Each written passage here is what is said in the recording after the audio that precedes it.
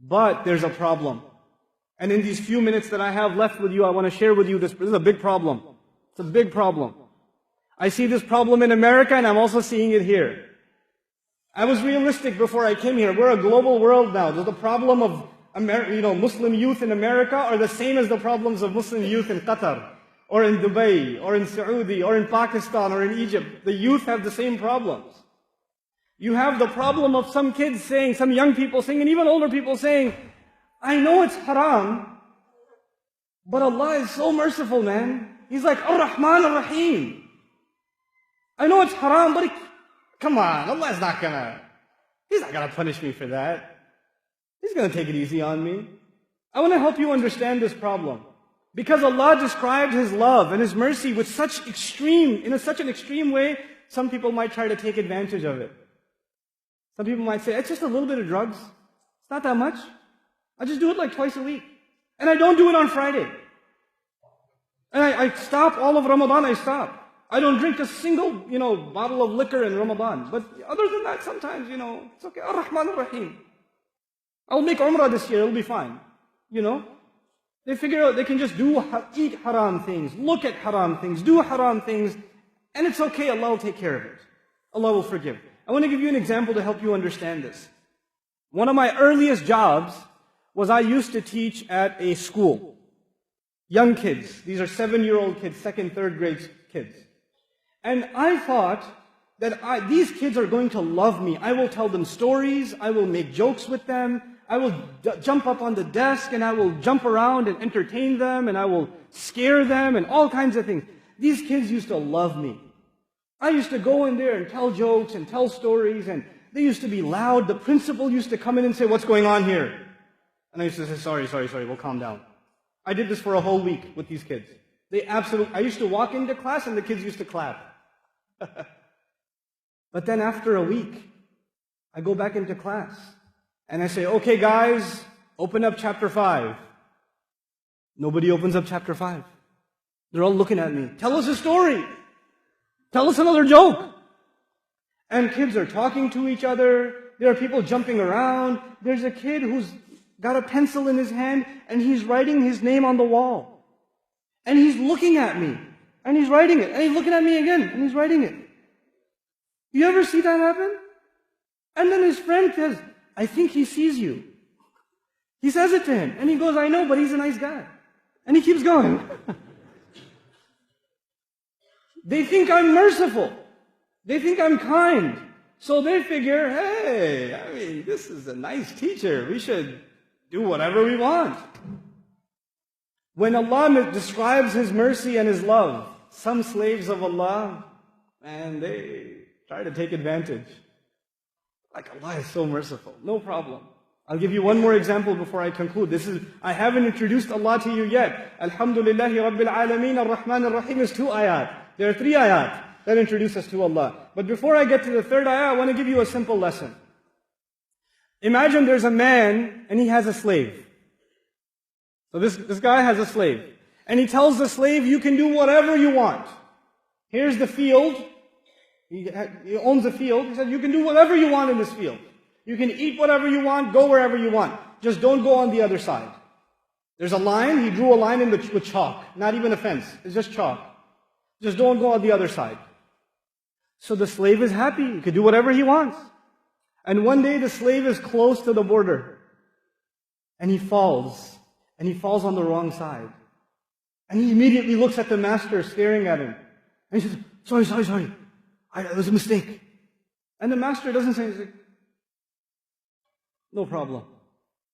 He doesn't say anything. So he gets up, he dusts himself off. He's okay. Next day he pretends to fall. And I says, sorry. The master doesn't even get up, doesn't even look angry. He says, this is pretty good. I mean, he told me not to go on the other side, but I've gone twice and I didn't get in trouble. This must mean it's okay. Some Muslim says, I had some haram substances and no lightning struck from the sky. Allah did not send like an axe wielding from the sky, chopping my tongue off when I lied.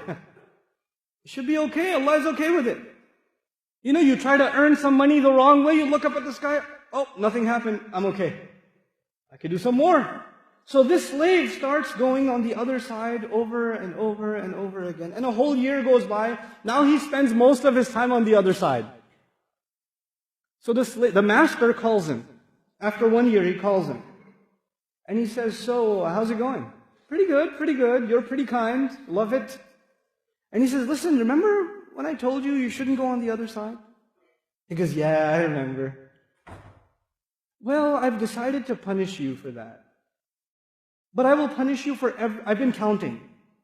Every time you went, and I will punish you for every single time you went, but I will punish you all at the same time. I was holding off. I didn't want to punish you right away. I wanted to punish you eventually. I mean, it was your choice. I didn't stop you from going. I just said, don't go. And I told you there will be consequences. But I've decided to get you right now with all of it. All at the same time, 1 year's worth of transgressions. This is Judgment Day. The human being thinks you can get away with whatever you're doing. No problem. I did something bad yesterday, nothing bad happened today. I should do it again today. I could do it again tomorrow, nothing's going to happen. It's all good. But Allah Azza wa Jal says, He puts the picture, He balances the picture, He says, Maliki yawmiddin. He's the master of, He's the owner of the day on which perfect judgment will be executed. Everybody will get exactly what they deserve. He's the master of that day too. So as I leave you in this khutbah, I want to share with you that Allah balanced two things. On the one hand, He is extremely loving, extremely merciful. And on the other hand, if you take advantage of His love and His mercy, then He will judge you too. On Judgment Day, there are only two kinds of people. People who get judgment, who get accounted, who get audited, that their records are checked, and the people who Allah doesn't check their records, He just lets them go. I want another story before I let you go. Soon after 9/11 in America, there was a lot of security at the airports. And of course, they gave Muslims special treatment when they travel. Right? So we had to take your shoes off and go through extra security and pat-downs and all of it. It's not like that anymore. The first couple of years were pretty bad. So one time I was traveling and nobody gave me extra security. I traveled like a regular person. I went through the metal detector and they did not say, sir, step on the side, let's give you an extra special treatment because you're a Muslim. Nothing. So I was surprised. I looked at the security guard and I said, I don't get it. But immediately the ayah came in my mind, hisaban yasira. Allah Azza wa Jal describes on Judgment Day, there will be people who will have their book in their right hand. فَسَوْفَ يُحَاسَبُ حِسَابًا يَسِيرًا فَأَمَّا مَنْ أُوتِيَ كِتَابَهُ بِيَمِينِهِ فَسَوْفَ يُحَاسَبُ حِسَابًا يَسِيرًا. The guy who gets the book handed to him in his right hand, he will be given an easy audit. You don't have to open your book and show the angels. By the way, on page 35 I have a Hajj. Please make sure you check that one. I think I called Laylatul Qadr this Ramadan. If you make sure I get that. The angel says, Gali koi nahi. Jao. Just go. It's okay. No big deal. They're not checked. But if you get stopped by security on Judgment Day, and they say, let's see your book, and they open the page, and you even get asked one question, Judgment Day is bad for you. It's bad for you. إِنَّهُ مَنْ سُئِلَ يَوْمَ الْقِيَامَةِ فَقَدْ هَلَكَ. The one who gets asked even one question on Judgment Day is done, is destroyed.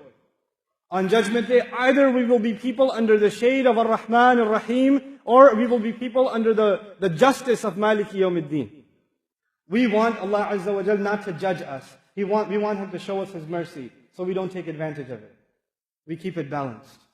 This is the essence of who Allah Azza wa Jal is to us. Don't think that you're forgiven just because you do some good deeds. Don't think like that. And don't think Allah will not forgive you. If you've made mistakes all of your life, and you made mistakes even before you came to Salat today, if you did that, don't think that you're going to hell. You're not. Who says you're going to hell? You're still alive. The opportunity for tawbah is still there. Allah is still letting air into your lungs. He's still letting you breathe, which means He still wants you to come to Him. If He wanted you to be done, you wouldn't be alive right now. Everybody who's alive is because Allah wants them to make tawbah. That's a mercy of Allah to them. So you don't ever think it's too late for me, or I've done too many bad things. Allah will not forgive me. You're not bigger than the mercy of Allah. You're not bigger than the forgiveness of Allah. And at the same time, don't you ever think, and I should never think, that I will only do a few bad things, it's no big deal though. I read a lot of Quran, I'm okay. I make salat in the masjid, I'm okay. I have some bad habits, they're hard to let go of, but it's okay, Allah will forgive those. Nuh-uh. There are some people who only have one sin, and they keep doing it over and over again. It's one problem they have, and they don't let it go. Allah Azza wa Jal describes this in the Quran. بَلَا مَنْ كَسَبَ سَيِّئَةً وَأَحَاطَتْ بِهِ خَطِيئَتُهُ فَأُولَٰئِكَ أَصْحَابُ النَّارِ. The guy who earned one sin, he's obsessed with one problem. He's got one addiction. It could be alcohol, it could be drugs, it could be pornography. I don't know, it could be something for you. It could be your anger, it could be abusive language, it could be backbiting. I don't know what your problem is. We all have some problem. But you don't let go of it. You hold on to that sin and you say, it's just one problem. Everything else is good though. You accept it. Then Allah says you get wrapped up into that sin. And those are people of fire. Those are people of fire. They don't let go of their sin. May Allah Azza wa Jal help us accept the fact that we are slaves of His.